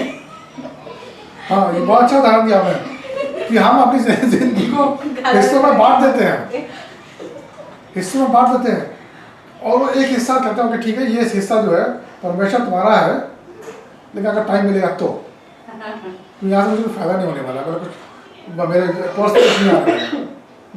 लेकिन तो ये होती है आज्ञाकारी इच्छा जो हमारे पर निर्भर करती है। अब इसमें भी हम चाहे दो चीज़ें, तुमने मुझे बनाया है कि तुमने मुझे इच्छा ये ऐसा दिया ही क्यों कि मैं ये सोच सकूँ कि मुझे ये लेना है कि वो लेना है। तुम ऐसा करते थे कि मुझे यही जाना है, मुझे रोड बना देते कि मैं दिमाग कुछ और आता ही नहीं, तो उसके लिए मैं ब्लेम कर सकते। बहुत से लोग हैं जो ब्लेम करते हैं कि खुदा तेरा दोष है, तो ऐसा हमें देना ही नहीं चाहिए था, हमें वो देना नहीं चाहिए कि हम ये सोचें या वो सोचें, हमें एक ही रास्ते पे ले जाते बस। खैर ये हो रास्ते में ले जाता परमेश्वर, तो आदम और हवा एडन बाग में रहते हैं। हाँ, हम भी उन्हीं के साथ होते, हमें उन्हीं के साथ होते लेकिन परमेश्वर ऐसा नहीं चाहता है, वो चाहता है कि हम उससे प्यार करें, वो दिल से करें। जैसे हम अपने बच्चों में से चाहते हैं कि अगर हमसे प्यार करें, हमारे लिए कुछ करें तो दिल से करें। ये नहीं कि ज़बरदस्ती करना है, तुम्हें करना पड़ेगा, कैसे नहीं करोगे, करना पड़ेगा। तो बच्चे तो समझ आता है ये सब कर सकते हैं, लेकिन जब बड़े होते हैं तो नहीं चलती है हमारी, नहीं चलती है भाई। लेकिन जब अपने दिल से कुछ करते हैं तो हमें अच्छा लगता है। ठीक है, ठीक है, चलिए आइए हम वचन पर वापस जाते हैं। जो वचन से जो हमारे बहन रंजना ने पहले आपको वचन बताया था उस पर जाते हैं। पहला थिस्सलुनीकियों का 5:16 से 18। अब इसमें देखेंगे हम 3 चीज़ों के बारे में उन्होंने बोला था, जो मैं 4 चीज़ों के बारे में 1 2 3 चीज़ों के बारे में। सदा आनंदित रहो, प्रार्थना में लगे रहो और हर बात में धन्यवाद करो। अब इसमें मैं एक वचन जोड़ता हूँ, ठीक है, और वो है पहला थिस्सलुनीकियों का 4:3 4 और 3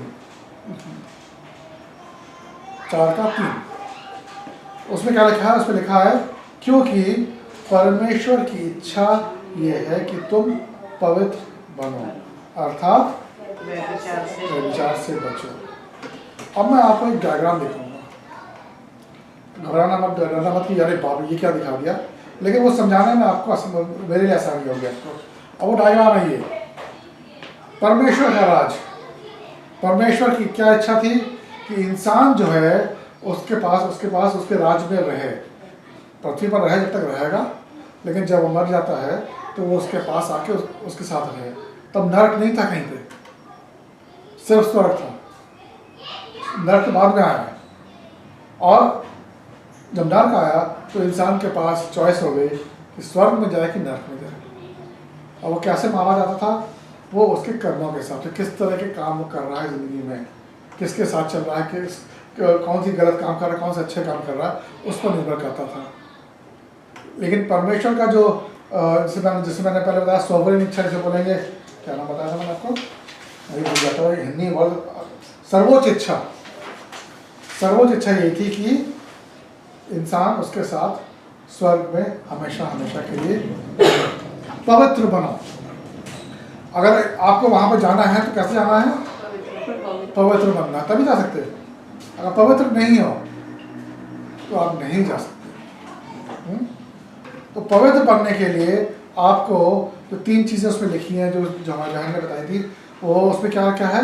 आनंदित रहो, प्रार्थना में रहो और धन्यवाद करो। ये पौलुस ने बोला है। पौलुस ने बोला कि ये 3 चीज़ें तुम्हें करनी ही करनी है। लेकिन हमारी बहन जो चीज़ को उस समय बात नहीं हो पाई, सारी चीज़ें नहीं बता सकती, तो उन्होंने इन 3 चीज़ों पर जिक्र किया था। पवित्र बनो। आप बोल सकते हो भाई पवित्र बने हैं तो मीन्स हम तो यीशु मसीह में हैं। तो यीशु मसीह जब क्रूस पे चढ़ा, उसने अपना लहू बहाया, ये काम कर गया, जब उसने अपने लहू बहाया तो उसके लहू में हम आके हम पवित्र हो गए हैं। तो शास्त्र ये कहता है कि जब हम उसके लहू हमारे ऊपर है, तो हम जब परमेश्वर के पास जाएंगे, पिता के पास जाएंगे, तो वो हमारे जो अपने गलत काम किए हैं उनको नहीं देखेगा और हमें वो पवित्र मानेगा। गलत नहीं, सही है, सही बात है। लेकिन सिर्फ वही नहीं है, सिर्फ वही नहीं है। मैं आपको बाद में समझाऊंगा। पहले आते हैं सदा आनंदित रहो। ना रंजन ने बताया आपको कि आनंदित रहना कितना ज़रूरी है। परमेश्वर का वचन ये कहता है कि आपको खुश रहना है, लेकिन हमेशा खुश रहना है क्या ये मुमकिन है कि हम किसी के अर्थी पे खड़े हों, हम कहें हे नहीं हो सकता ना। या कोई बीमार पड़ा हो, हम मुस्कुराते हुए जाएं, बेचारा डॉक्टर बोला कि मरने वाला नहीं है, कुछ घंटे बचे हैं इसके बाद या कुछ समय बचा है, हम मुस्कुराते हो जाएं उसके बाद, नहीं हो सकता। लेकिन परमेश्वर का वचन क्या कहता है? सदा आनंदित रहो, हमेशा खुश रहो। और ये खुशी वो नहीं है जो कि आपके बाहरी चेहरे पे आती है, उससे मतलब नहीं है उनका, पौलुस का। देखिए खुशी क्या है? जो आज की जो सांसारिक खुशी है वो होती है जैसे हमारा बर्थडे आ गया, तो बर्थडे आ गया तो बहुत खुश हो गए। लेकिन कहने का मतलब ये है कि जो खुशियाँ होती हैं, बर्थडे आता है, एनिवर्सरी होती है, घर में कोई त्यौहार होता है, ऐसे कुछ होता है, तो हमें बड़ी खुशी होती है, आनंद होते हैं। ये आनंद जो होती है, खुशी जो होती है, वो सिर्फ कुछ समय के लिए होती है। एक दिन, अब रोज़ तो हर बर्थडे नहीं मनाओगे ना, मनाना चाहते भी नहीं है तो हर रोज़ बर्थडे मनाएं, और ना ही हम चाहते हैं कि हर दिन एनिवर्सरी भी हो, और त्यौहार भी हर दिन नहीं चाहते, तो जितना पैसे हैं सब इसी में चले जाएंगे। तो कहने मतलब ये है कि परमेश्वर की खुशी होती है ना, वो दिल में आती है, तो तभी आती है हम उसे जानते हैं। ठीक है। दूसरी चीज़ है जिसमें बोलते हैं कि प्रार्थना करना, निरंतर प्रार्थना करना। लिखा तो निरंतर, मतलब हमेशा। अगर हमेशा हम प्रार्थना ही करते रहेंगे तो बाकी काम कब करेंगे? सोचो नहीं बात है ना। आपसे कोई आप नौकरी करते हो, कहीं जाते हो, अपने जो एम्प्लॉयर के पास जाते हो, नहीं मैं खाना नहीं बनाना, मुझे प्रेयर करना है। खाना बनाते में तो कर सकते हैं ना। नहीं, यही मेरा कहना है। जो पौलुस कह रहा है वो 3 चीज़ों के लिए कह रहा है। तीन वजह हैं जो इस तरह की जो शब्द का निरंतर प्रार्थना करो, हमेशा प्रार्थना करो, प्रार्थना करते रहो, लगातार करते रहो। उसका तात्पर्य ये कहने का मतलब ये है कि तुम जो भी कर रहे हो उसमें भी प्रार्थना करो। खाना बना रहे हो तो प्रार्थना करो। प्रार्थना का क्या क्या क्या मतलब होता है? प्रार्थना का मतलब है बात करना, परमेश्वर से बात। एक पिक्चर मैंने अभी देखी थी कुछ समय पहले, जिसमें कि एक शहर को दिखाया है जिसमें सब कुछ ठीक था, लोग चर्च जा रहे थे, चर्च जाते थे, चर्च से वापस आते थे, उसको घर आके भूल जाते थे कि चर्च अब अगले हफ्ते यीशु को याद रखेंगे। लेकिन चर्च जरूर जाते थे वो, चाहे कुछ हो जाए। और चर्च में कोई नहीं आता था, देखो आज वो नहीं आया, पास्टर देखा वो नहीं आया, वो फैमिली नहीं आई है, ठीक है।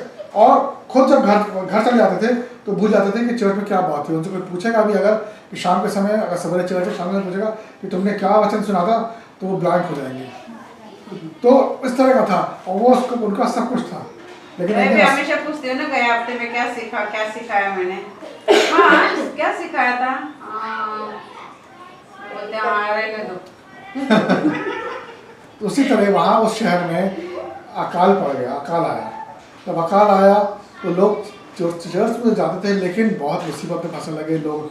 वहाँ पे सूखा पड़ गया, काम धंधा बंद हो गया, लोग वहाँ से भागने लगे, वापस बड़े शहर में जाने लगे। तो ये वहाँ पे एक लड़का आया, छोटा बच्चा, कहाँ से आया मालूम नहीं, छोटा बच्चा आया।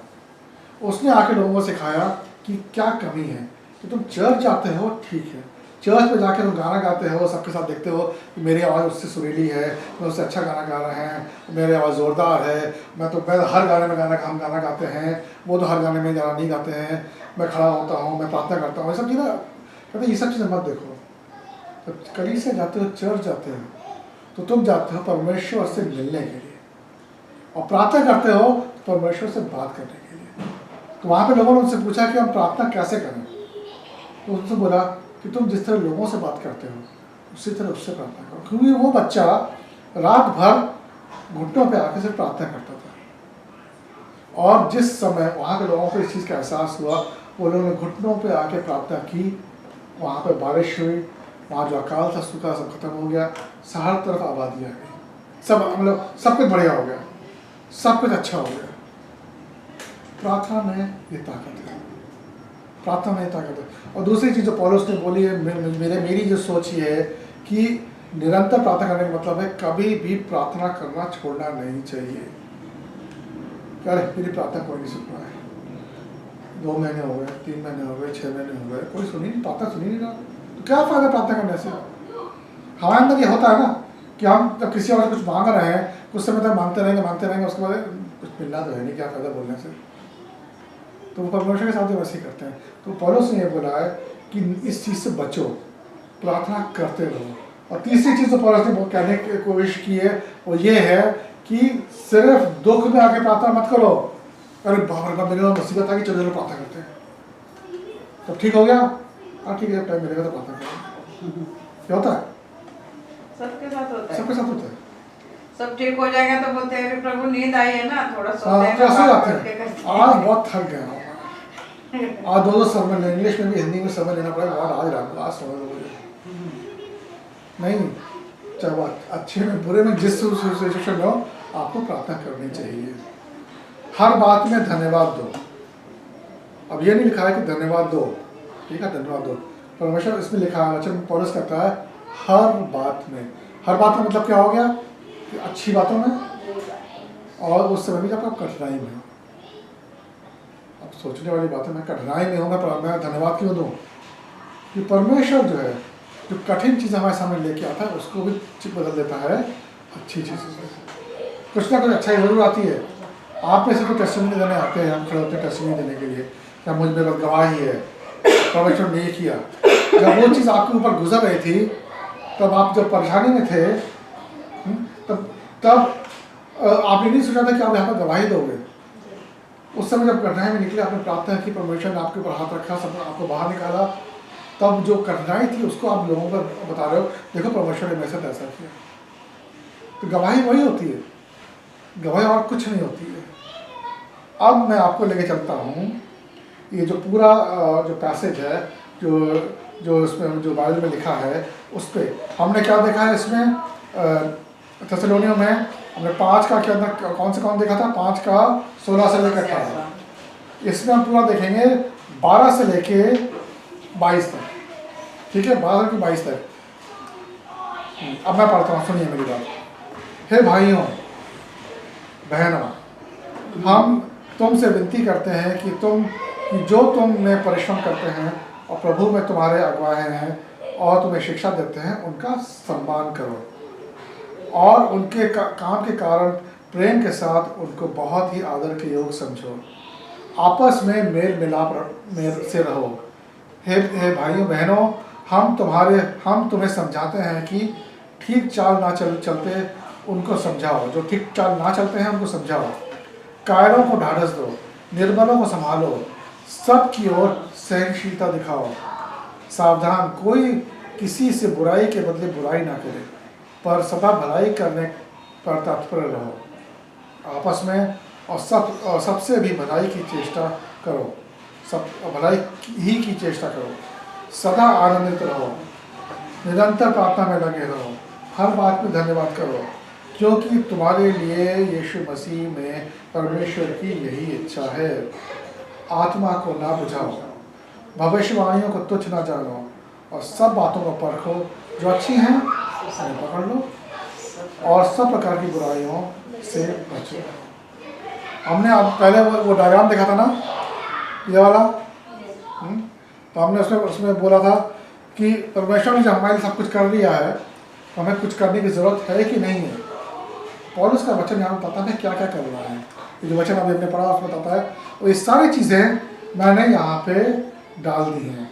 इसमें क्या क्या डाला है, इसमें लिखा है सम्मान करो, आदर के योग समझो, लोगों को आपस में मेल मिलाप रखो, जो ठीक चाल नहीं चलते हैं उनको समझाओ, कायरों को ढाढ़स दो, निर्बलों को संभालो, सबकी ओर सहनशीलता दिखाओ, बुराई के बदले बुराई ना करो, भलाई करने की चेष्टा करो, और तत्पर रहो,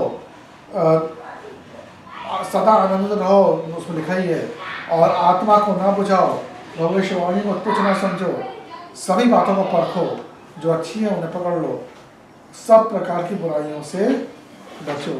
तो ये सारी चीज़ें हमें करनी है, ये नहीं सिर्फ हमें आनंदित होना है, प्रार्थना करना, ये सारी चीज़ें हमारे अंदर होनी चाहिए, हमें करना चाहिए। लेकिन हम कर सकते हैं नहीं कर सकते वाला कहानी है, लेकिन परमेश्वर देखता है कि हमने कितनी कोशिश की, कितनी कोशिश की। ठीक है, कृष्णा को पढ़ाई में ऐसे में परेशानी है, लेकिन जब उनके माता पिता या टीचर ये देखेंगे कि वो कितनी मेहनत कर रहा है पढ़ने के लिए, समझने के लिए, तो एक खुशी मिलती है कि अरे मेरे बच्चे ने मेहनत तो की, लाइन पे आ रहा है, धीमे धीमे लाइन पे आ रहा है, होगी नहीं होगी, बिल्कुल खुशी मिलती है कि मेहनत अगर कर रहा है, वो सही रास्ते पर आने की कोशिश कर रहा है, तो एक समय ऐसा आएगा कि वो सारी चीज़ें हम भी परमेश्वर हमसे नहीं मानता है कि हम सारी चीज़ें ये सारी चीज़ें जो लिखी हैं वो कर सकेंगे। देखिए, परमेश्वर के बारे में थोड़ा सा और कहना चाहूँगा ये कि परमेश्वर ने पूरा सब सृष्टि बनाई, हाँ, और सृष्टि उसने किस लिए बनाई? क्या आपको लगता है सृष्टि उसने इसलिए बनाई कि उसके अंदर वो इतनी दुख तकलीफ डाल दे और इंसान की ज़िंदगी में कि जो इंसान है हमेशा करता रहे, हमें परेशान रहे, और मज़े से बैठ के अपने थ्रोन राजगद्दी पे बैठ के देखेगा, हे वो देखो वो जल गया, वो देखो उसका पैसा नहीं है, वो देखो उसे मारा गया, वो देखो ये हो रहा है। नहीं, परमेश्वर को अगर हम चाहें, परमेश्वर का जो व्यक्तित्व है उसको दो हिस्सों में कर सकते हैं। या तो परमेश्वर अच्छा है तो वह हमसे प्रेम करता है, हमारा ख्याल रखता है, हमारे लिए सब कुछ करने के तैयार है, हमको आशीर्वाद करना चाहता है, हमें ब्लेस करना चाहता है। अगर वो अच्छा है तो चाहता है कि आप खुश रहें, हमेशा आनंदित रहें, समझा, हमेशा आनंदित रहें।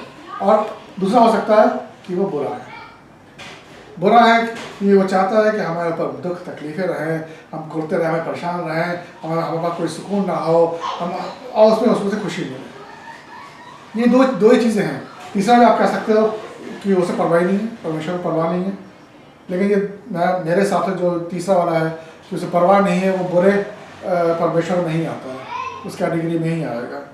तो आपको ये सोचना है कि आपके दिमाग में परमेश्वर क्या है, अच्छा है या बुरा है। आप ही नहीं कह सकते कभी परमेश्वर अच्छा हो जाता है, कभी परमेश्वर बुरा हो जाता है, क्योंकि वचन कहता है कि परमेश्वर बदलता नहीं है, जो पहले था आज है कल रहेगा, वो वैसा ही है।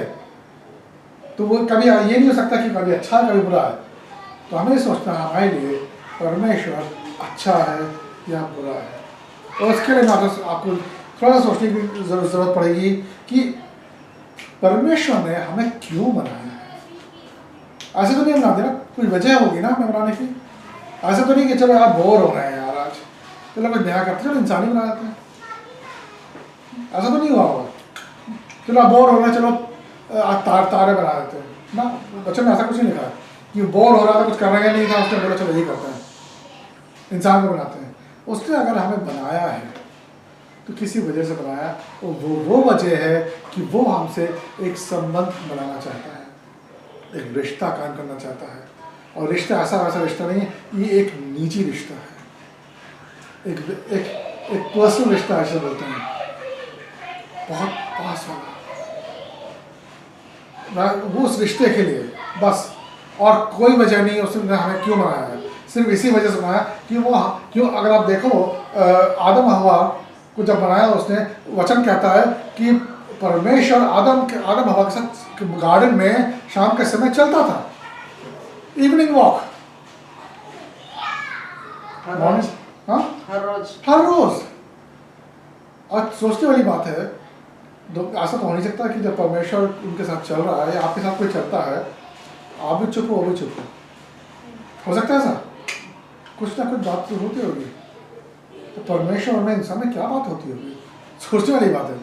लेकिन बात होती थी, परमेश्वर वो हो सकता है ये बताता होगा, आदम हवा बताते होंगे, अरे आज शेर के साथ ऐसा हुआ, शेरनी के साथ ऐसा हुआ, खरगोश के साथ ऐसा हुआ, इस पेड़ के साथ ऐसा हुआ, आदम ने ये किया, वो किया, हाँ ये बताते होंगे।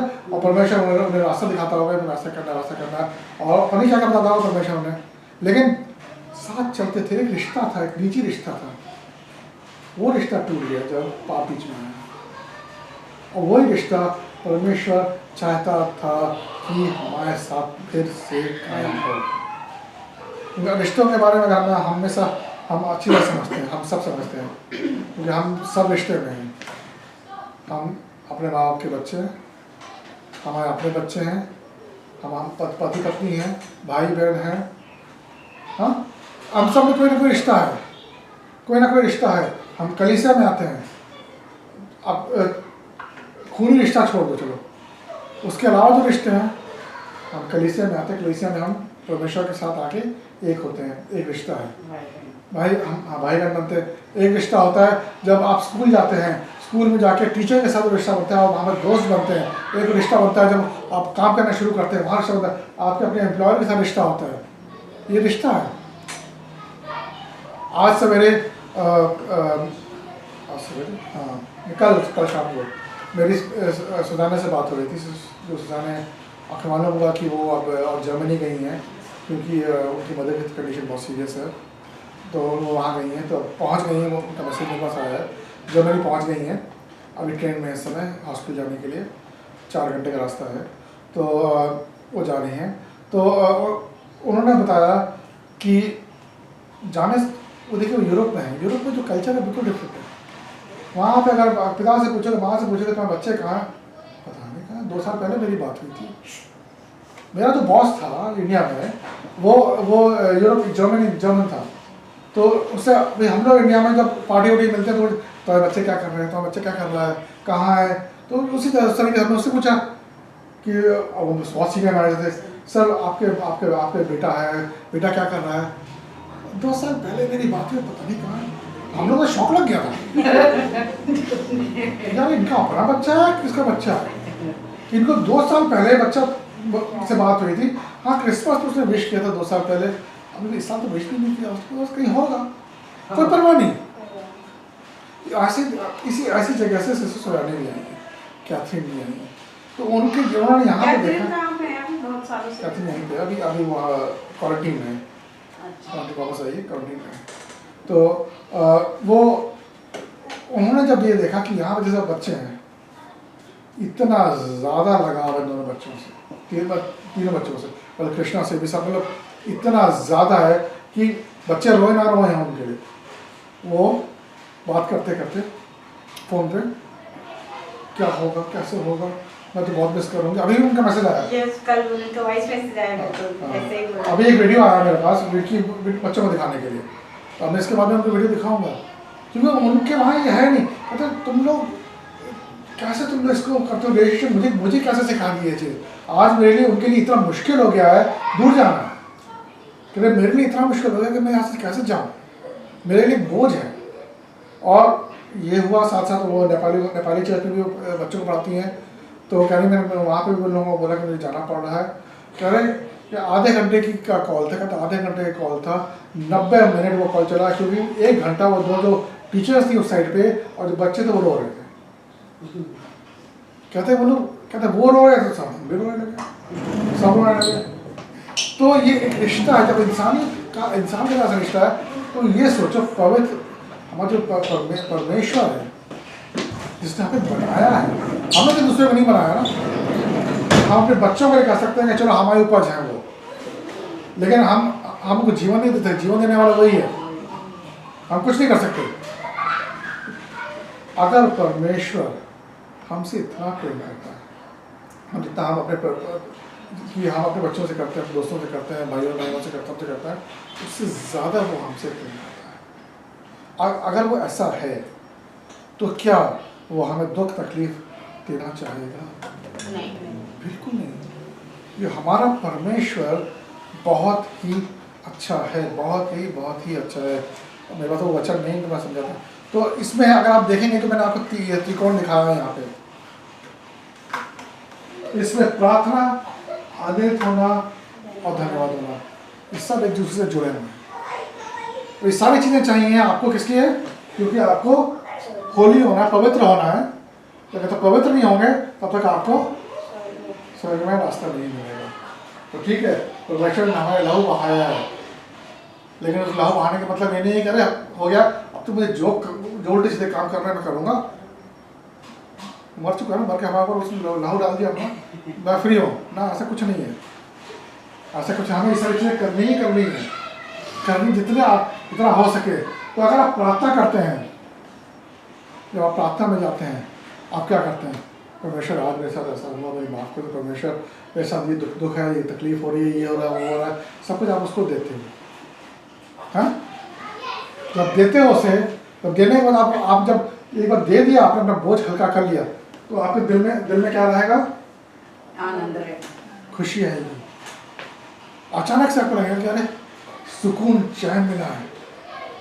चैन के साथ आपको क्या मिलता है? खुशी मिलती है। अरे डरने की क्या बात है भाई? इतने लोगों की मैंने गवाही सुनी है, परमेश्वर उनके लिए क्या, तो मेरे लिए भी कर रहा है। मैं भी तो परमेश्वर का बच्चा हूँ या बच्ची हूँ, मुझे डर नहीं लगना चाहिए।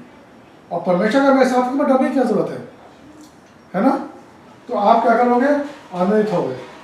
जब आप आनंदित होगे तो आप क्या करोगे? जब खुशी मिलेगी आपको तो आप क्या करोगे? ओह गॉड थैंक यू, क्या करोगे? धन्यवाद दोगे ना उसका। जब आप धन्यवाद दोगे, आपके दिल में होगा मैं और प्रार्थना करूँगा, फिर आप प्रार्थना करोगे, प्रार्थना करोगे, फिर आप अपना आनंद होगे। इस तरह ही चलता रहेगा और बीच में ये सारी चीज़ें अपने आप होती रहेंगी। आपको सिर्फ जिस कोशिश करनी किसी 3 चीज़ों में, प्रार्थना करने में, आनंद करने में, धन्यवाद में, याद करना है। बाकी चीज़ों में आपको जितनी मेहनत, जितना कर सकते हो करो, जितना कर सकते हो करो। आसान है करना परमेश्वर का जो बोलता है, मैं बोलूँगा नहीं, आसान नहीं है।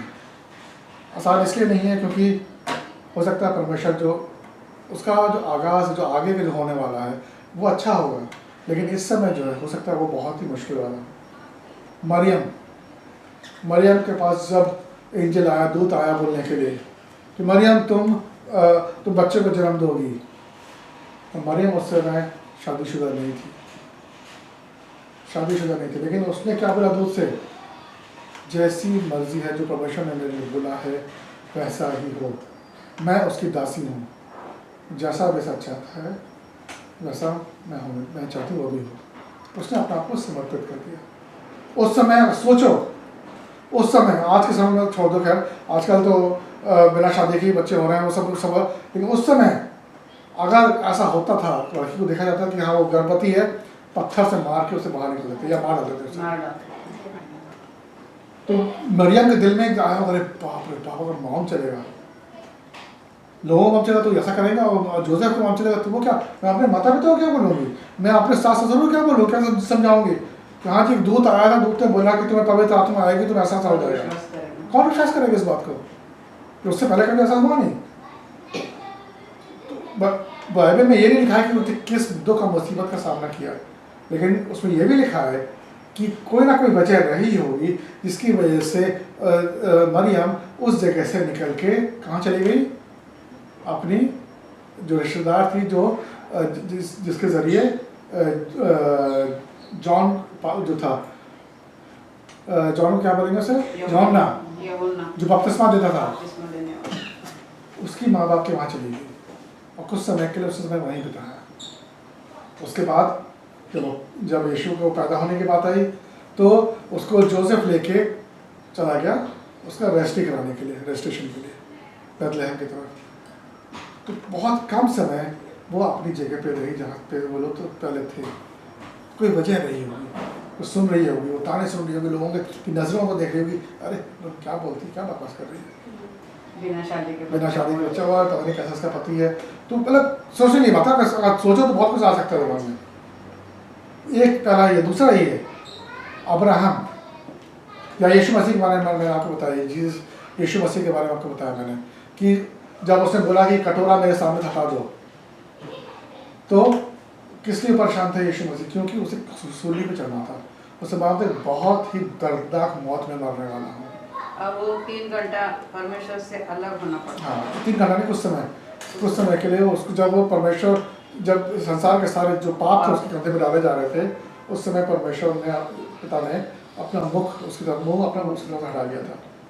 तो वो उनका एक इतना ज़्यादा रिश्ता था कि जैसे ही उसने अपना मुँह फेरा है पिता ने परमेश्वर को, यीशु मसीह को मालूम चल गया कि उसने अपना मुँह फेरा है और वहाँ से वो चिल्लाया कि तूने क्यों मुझको छोड़ दिया। अपने समय के लिए वो कुछ समय की, कुछ क्षण की बात थी।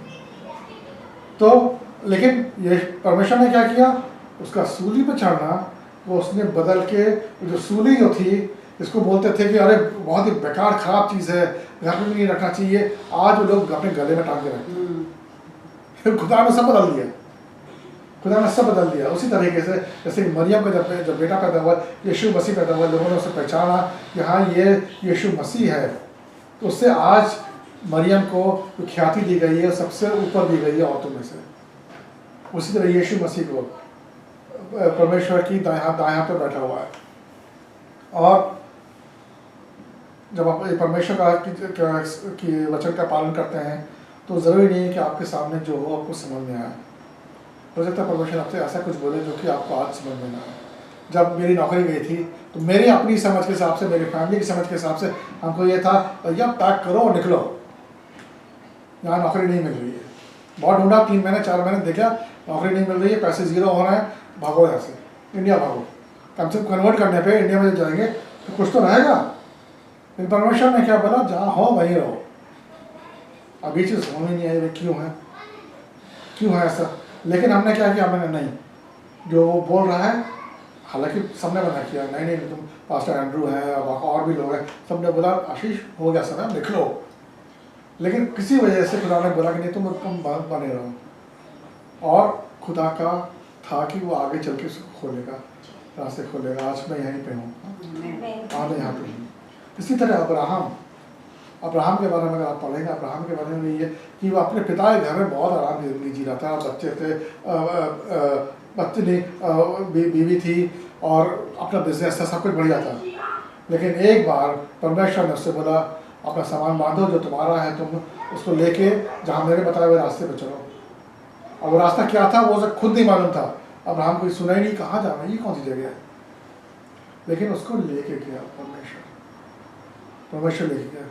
अब्राहम जिसे बोलते हैं फादर ऑफ नेशन, हम सब का पिता, इंसानी पिता। तो इसलिए परमेश्वर जो बोलता है सब, जो बोलता है, जो करने को बोलता है, उसे डरना नहीं कभी, उसे अमल करना। और हमेशा इन 3 चीज़ों का ध्यान रखना।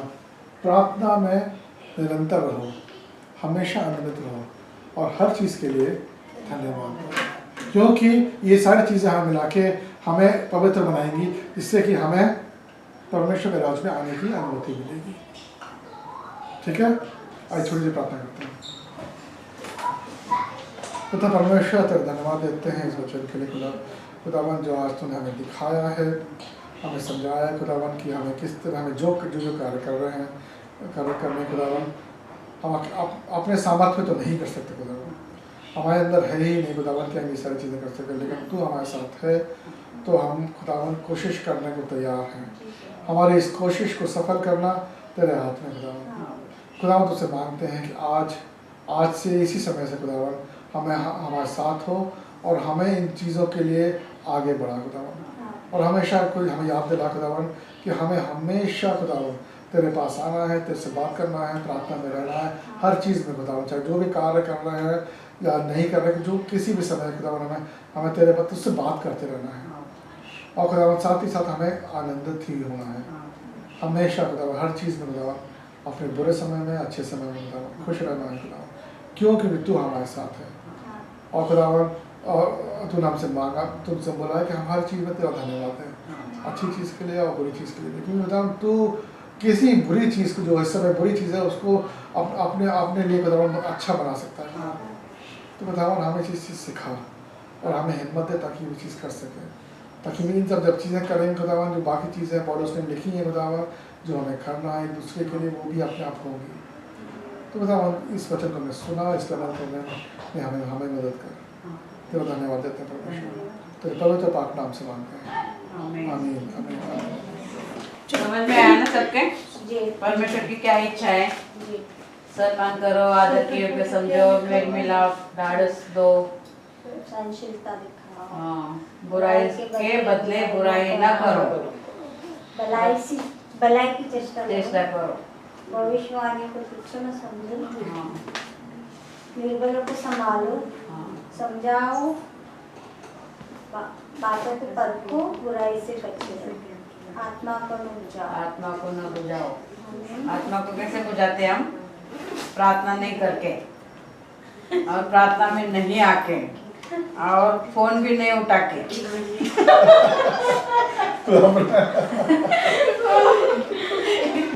आओ हम प्रार्थना करते हैं। इस प्रार्थना को मैं बोलूंगी, मेरे पीछे सब बोलेंगे। ये प्रार्थना क्या है पता है?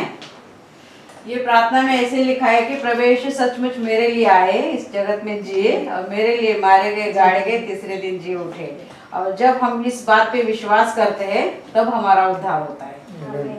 तो ये प्रार्थना को हम सिर्फ ऐसे मैं बोल रही हूँ बोल के बोलना नहीं है, तो उसका जो शब्द है हमें हमारे अंदर लेना है, ताकि परमेश्वर का आत्मा हमारे अंदर कार्य करे और हमारे आगे के जीवन में हमारा आत्मिक बढ़ोतरी हो जाए। सिर्फ मैं बोलती हूँ तो ऐसे नहीं, मैं बोल रही हूँ हाँ हो गया ऐसा नहीं। इस वचन के ऊपर मैंने सिखाया भी था एक बार, बहुत पहले उसको।